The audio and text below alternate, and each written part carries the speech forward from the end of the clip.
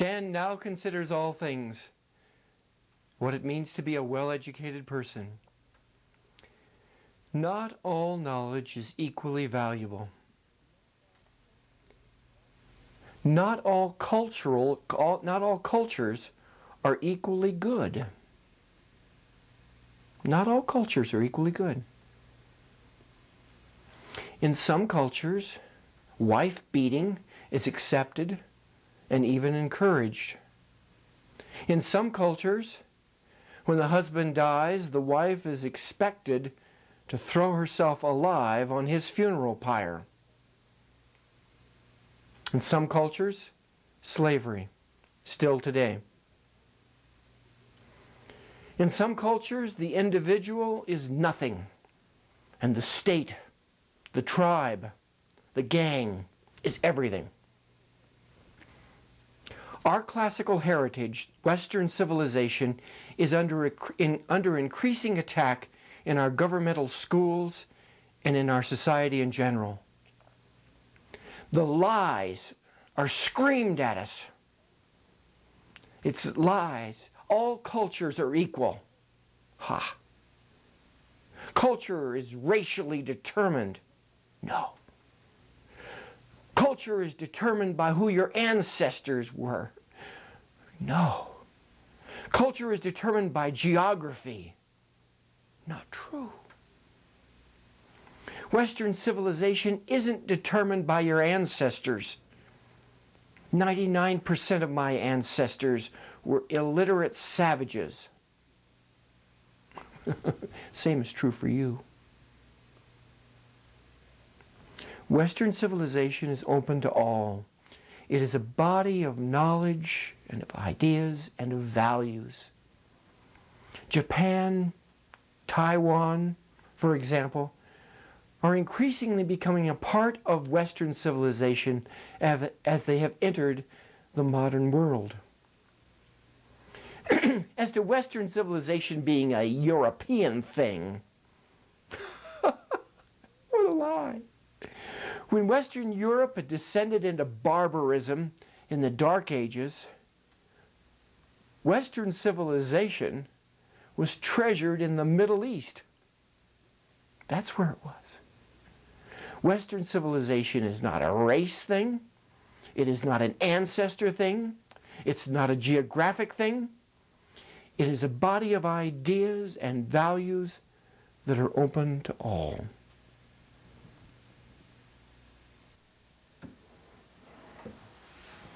History. I was in an amusement park several years ago. I think it was Disneyland. And they were having a poll that they were taking.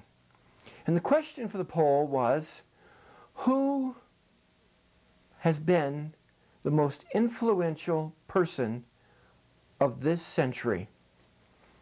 And they had everybody standing in line. And when you got to the front of the line, you'd fill out a paper and write down the name of that person who you thought was the most influential person of this century. Put it in the ballot box. And they announced that they would announce the result at the end of that summer's polling. Who would you write? Eisenhower? Hitler? Ted Turner?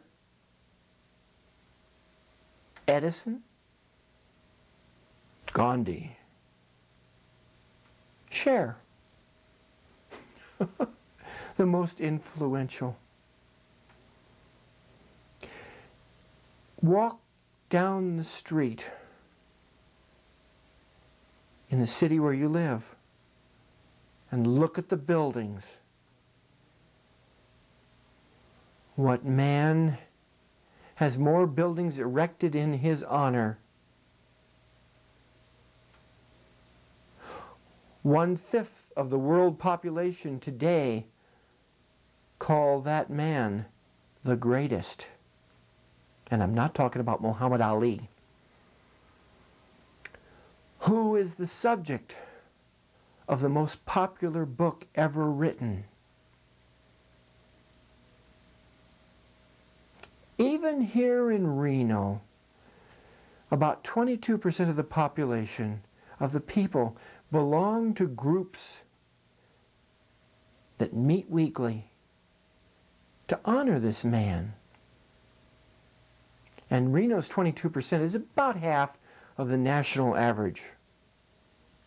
The most influential person of this century, to my mind, there is no question. It was a Jew who lived 20 centuries ago. Oh. Health. There you go. There's health. Health is, you see posters of people that are healthy and they're smiling. There's a connection between health and happiness. One of those connections for happiness is, a step to happiness is getting outside of yourself. Not just being concerned all the time with me.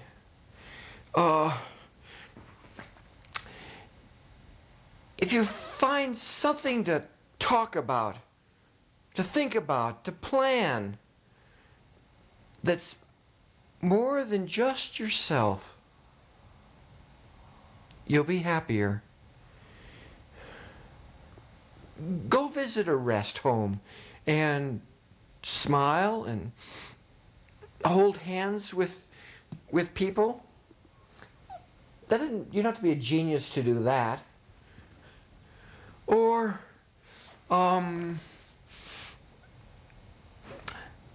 find some friends and produce a Greek play by Aeschylus, or any other play that pleases you. Getting out of yourself. Or, to get out of yourself, worship a God that's bigger than you are. How do you tell if a God is bigger than you are? Find out if you ever find yourself in the position of having to obey. If that's the case, you've got a God that's bigger than you are. How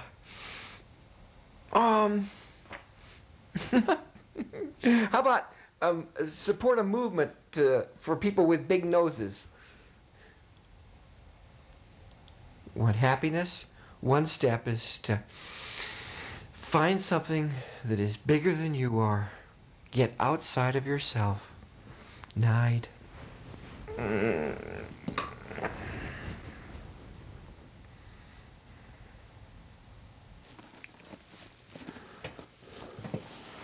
Using the English language. We learn to speak it the way we have heard it. I heard a Washington senator several years ago, heard about him announcing to the public the following proclamation. I believe the present situation clearly indicates that in the second quarter, we are going to be in a posture where gas rationing may well be a reality.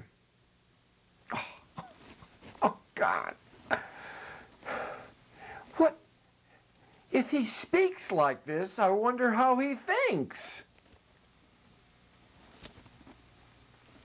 Could it have been said a little bit clearer? By April, we may have gas rationing. Edwin Newman, in his book called A Civil Tongue, talked about a New York corporation that had posted the following sign. In order to improve security, we request that effective immediately, no employees use the above subject doors for ingress and egress to the building. Oh God, there's so much wrong with it. Egress means leaving. They wrote egress to, they meant egress from. I think I could shorten up all that stuff. How about replacing that sign with, don't use these doors?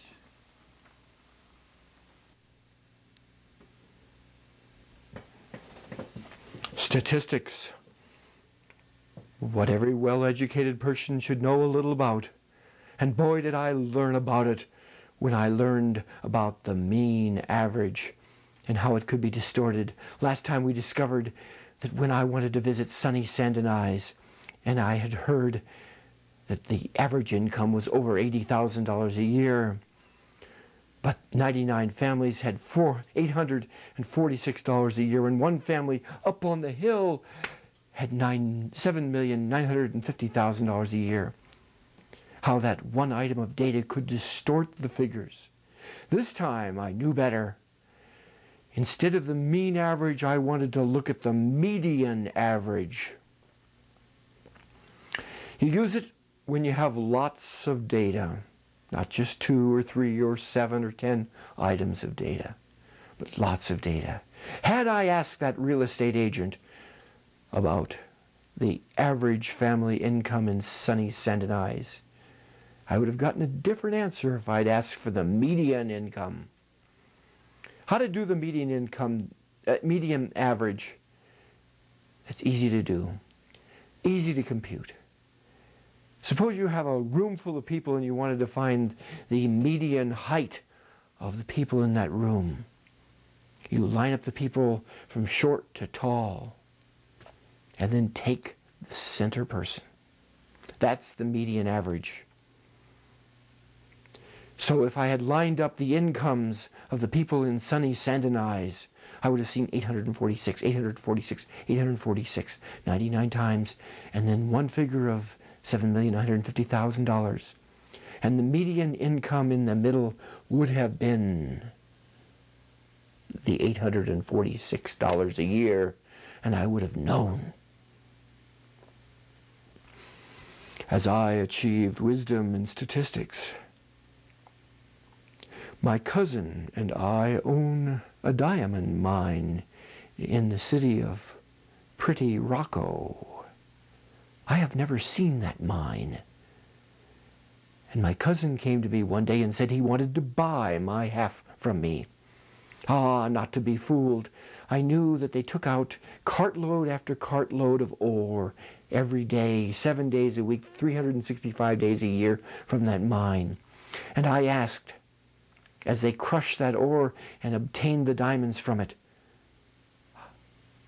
what is the average value of the cartload that they take out of that mine?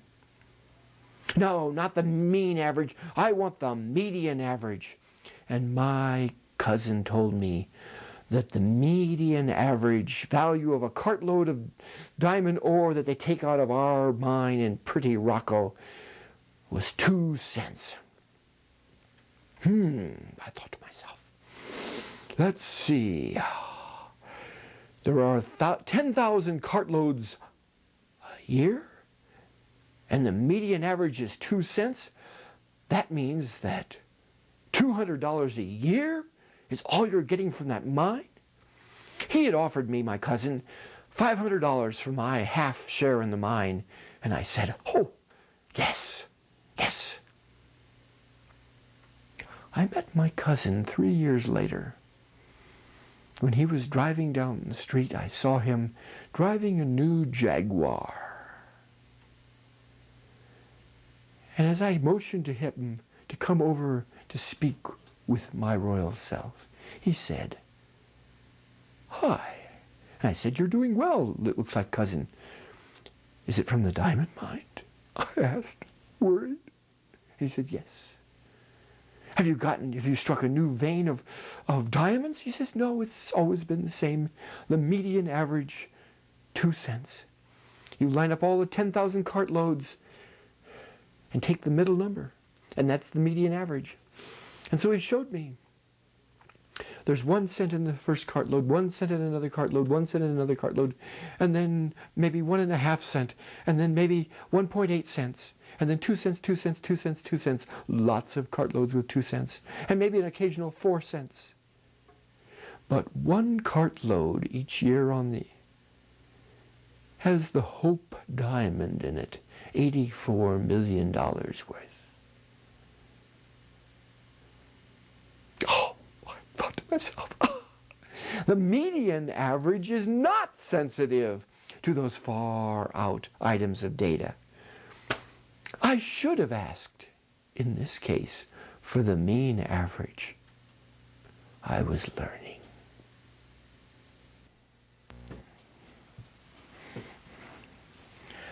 How depressed would you like to be? Book came out recently by Martin Gross entitled Government Racket, Washington Waste from A to Z. Ah, depression.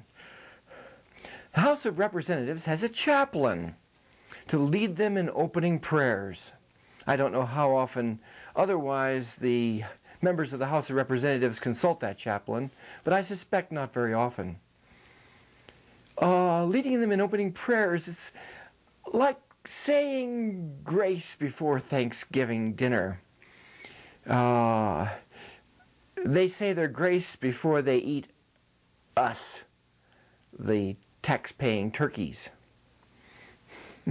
I'd like to lead those prayers. But the job's already taken. The salary, $155,300. $155,300. Opening prayers. Woo! Each senator has an average of 40 aides. What could you do with 40 aides? Many of the laws that they pass, you know, those 1,000-page fine print regulations, are never read by most of those senators who push their yes button to increase your slavery. General Services Administration.